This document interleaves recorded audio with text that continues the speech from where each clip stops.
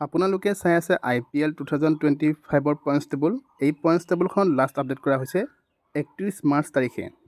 1 নম্বৰত আছে RCB, দুখন মেচ খেলিছে, দুখনত জয়ী হৈছে, 4 পইণ্ট লাভ কৰিছে। 2 নম্বৰত আছে DC, দুখন মেচ খেলিছে, দুখনতো জয় হৈছে, 4 পইণ্ট লাভ কৰিছে।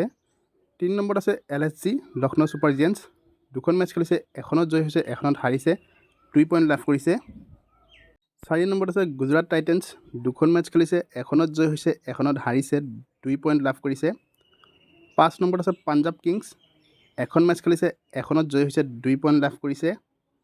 6 নম্বৰত আছে KKR, দুখন মেচ খেলিছে, এখনত জয় হৈছে, এখনত হাৰিছে, 2 পইণ্ট লাভ কৰিছে।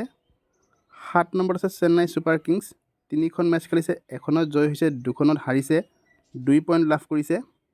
8 নম্বৰত আছে ছানৰাইজাৰ্ছ হায়দৰাবাদ, তিনিখন মেচ খেলিছে, এখনত জয় হৈছে, দুখনত হাৰিছে, 2 পইণ্ট লাভ কৰিছে।